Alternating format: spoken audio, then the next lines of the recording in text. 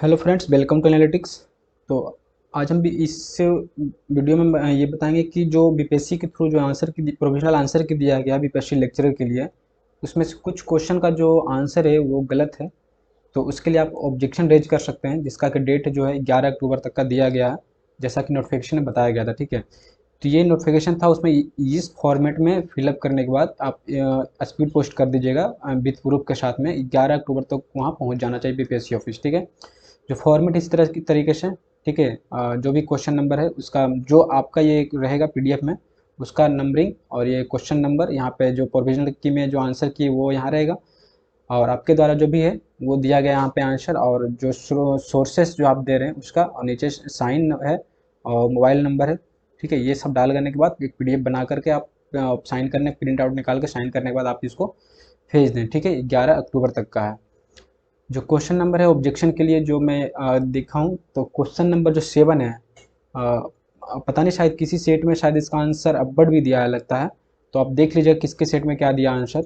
ये जो मेरे पास जो सेट था, ये था सेट डी था, सेट डी था। तो सेट डी में जो इसका आंसर दिया था वो दिया था डाउनवर्ड, दे दिया इसका आंसर, जो कि गलत है।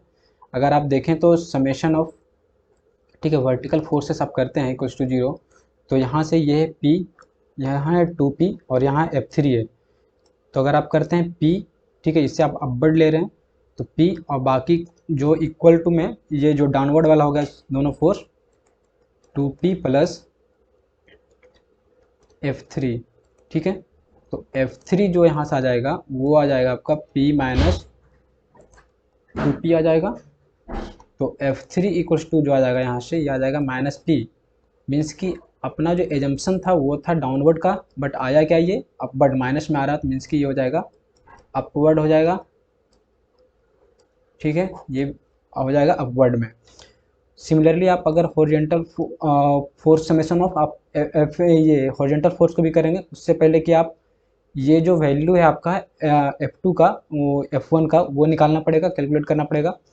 तो जब आप एम बी को आप जीरो कर लीजिए, ठीक है, summation of moment about B जब करेंगे, तो ये आपका हो जाएगा P इंटू 20, एंड आप इधर करेंगे तो ये हो जाएगा आपका, हो जाएगा, ठीक है, क्लॉकवाइज में, और इधर से हो जाएगा आपका इक्वल्स टू जब आप करेंगे तो बाकी जो ये हो जाएगा दोनों का आपका F1 है इसी एंटी क्लॉकवाइज में, और ये भी है एंटी क्लॉकवाइज में। ठीक है, तो F1 इंटू हो जाएगा आपका 15, एंड प्लस का इधर हो जाएगा आपका 2p, और इंटू आपका हो जाएगा ये 10। ठीक है, तो यहाँ से जो आपका F1 निकल के आएगा, ठीक है, आपका 20p एंड 20p, तो ये तो कैंसिल हो जाएगा, तो F1 इक्वल्स टू आ जाएगा आपका जीरो आ जाएगा। ठीक है, तो समेशन ऑफ आप F H summation of horizontal forces जो करेंगे, तो F1 इक्वल्स टू क्या हो जाएगा, F1 इक्वल्स टू का F2 हो जाएगा, तो F2 इक्वल्स टू जीरो, तो इसका जो आंसर आ जाएगा C आ जाएगा। ठीक है, तो इसको आप सोल्व करके एक पेज पे आप दिखा करके डायग्राम, और जो आपका एजम्पशन है कि हम पहले जो एजम्पशन ले रहे हैं वो F3 को डाउनवर्ड में है यहाँ से जो, तो उसके बाद जो अपना वैल्यू आ रहा था माइनस p अपवर्ड हो जाएगा, तो वो हो जाएगा C हो जाएगा उसका आंसर करेक्ट। ठीक है, इसको आप करेक्ट करके दे सकते हैं, क्योंकि सेट डी में जो आंसर दिया वो डी दिया है, उसके अकॉर्डिंग अगर किसी सेट में शायद एरर भी हो सकता है, तो आप वो देख लीजिएगा। नेक्स्ट आते हैं क्वेश्चन, क्वेश्चन नंबर 30 है। ठीक है, तो क्वेश्चन नंबर 30 का जो आंसर दिया है वो दिया है 67.5, जो कि करेक्ट आंसर है, बट किसके अकॉर्डिंग है, जो यहाँ पे जो पेडेस्ट्रियन का क्रॉसिंग जो already time required for pedestration pedestrian crossing के लिए ये दिया 2 सेकंड दिया है, जो कि जो ओरिजिनल जो क्वेश्चन इसका है, जो ये चैप्टर नंबर 5 है खन्ना जस्तों का हैव इंजीनियरिंग, चैप्टर नंबर 5 में देखेंगे तो एग्जाम्पल नंबर 5.16 है। ठीक है, तो उसमें जो पेडेस्ट्रियन क्रॉसिंग का वैल्यू जो दिया हुआ ऑलरेडी टाइम वो है 12 सेकंड है। ठीक है, और बाकी जो ए और बी का जो वैल्यू है नॉर्मल फ्लो रेट और सेचुरेशन फ्लो जो है वो सिर्फ मतलब रिवर्स किया हुआ ए एंड बी रोड पे, तो उससे कोई फर्क नहीं पड़ेगा। बट जो पेडेस्ट्रियन क्रॉसिंग टाइम है वो दिया हुआ 12 सेकंड दिया हुआ। ठीक है, तो और जो अगर पेडेस्ट्रियन क्रॉसिंग जो क्वेश्चन में दिया हुआ 2 सेकंड, ये पॉसिबल ही नहीं है कि पेडेस्ट्रियन एक रोड को 2 सेकंड में क्रॉस कर जाएगा। ठीक है, तो आप, और एक उसका जो अप्रॉक्स मेथड एनालिसिस वहाँ भी आप जाकर देख सकते हैं कि पेडेस्ट्रियन का जो स्पीड होता है वो 1.2 मीटर पर सेकंड होता है। ठीक है, इसके अकॉर्डिंग भी करेंगे तो अब 2 सेकंड नहीं आएगा।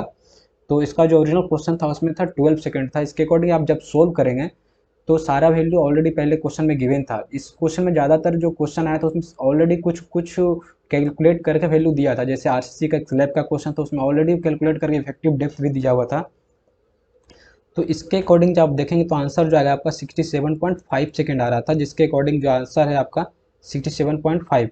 अगर किसी ने जो कैलकुलेट किया आप लोग में से अगर कोई 2 सेकंड को रख के कैलकुलेट किया, अगर आंसर नहीं आ रहा हो तो आप, अगर आपका गलती हुआ तो आप ये चैलेंज कर सकते हैं इसमें भी, ऐसे आंसर इसका 67.5 ही आएगा। अगर किसी को लगता है तो आप चैलेंज कर सकते हैं इस क्वेश्चन पे भी। नेक्स्ट है क्वेश्चन देखते हैं। ठीक है, नेक्स्ट है क्वेश्चन नंबर 77 है। ठीक है, infrared portion of EMR lies between. ठीक है, infrared portion of EMR lies between. तो इसमें कुछ क्लियर नहीं किया कि इंफ्रारेड का कौन सा पोर्शन है। पूरा का पूरा इंफ्रारेड आईआर जो होता है रिमोट सेंसिंग में, ठीक है, ये पूरा का पूरा पोर्शन ही पूछ रखा है, इंफ्रारेड पोर्शन, जिसमें आपका थर्मल आ जाता है और जो भी विजुअल इनविजिबल वाला जो पोर्शन पूरा आ जाता है। तो उसका जो रेंज होता है 0.7 माइक्रोमीटर से लेकर के 14 माइक्रोमीटर। जो ऑप्शन उसका जो करेक्ट आंसर होगा वो ए हो जाएगा।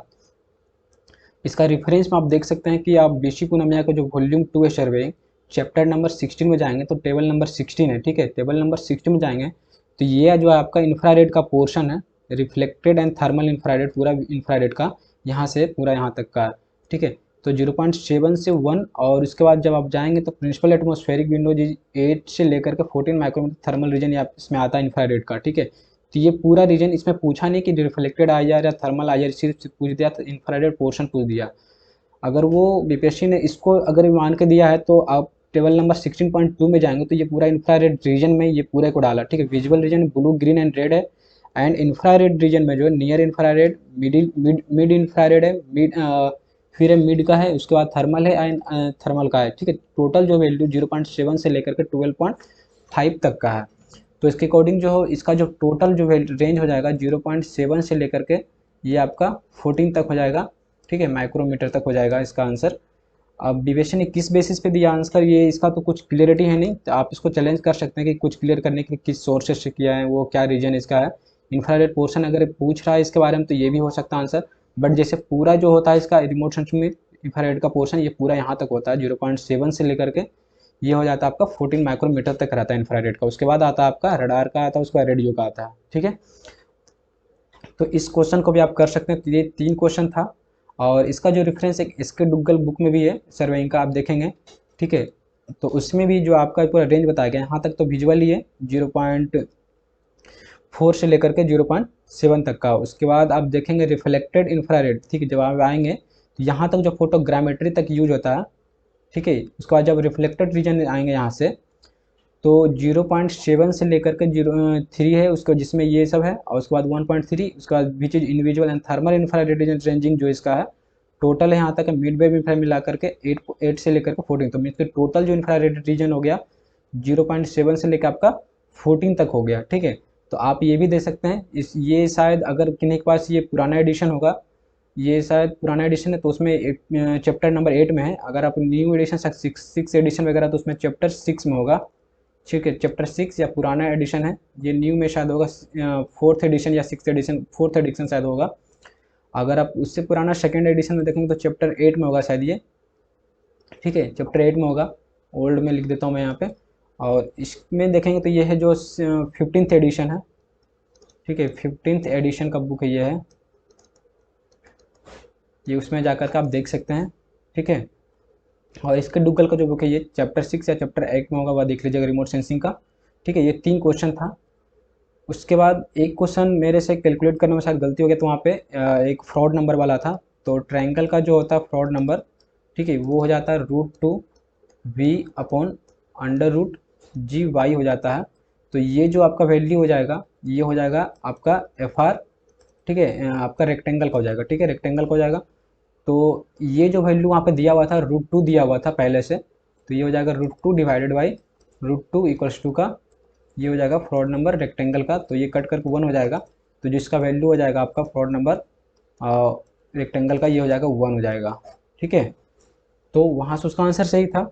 बाकी ये 3 क्वेश्चन जो है आप इसको देख करके अगर मैथ का मैं किया नहीं, मैथ का आप देख लीजिएगा। अगर कोई क्वेश्चन है तो उसमें आप कैलकुलेट कर इसी तरह से प्रूफ दे करके रेफरेंस का आप स्पीड पोस्ट करके 11 तारीख तक इसका लास्ट डेट है।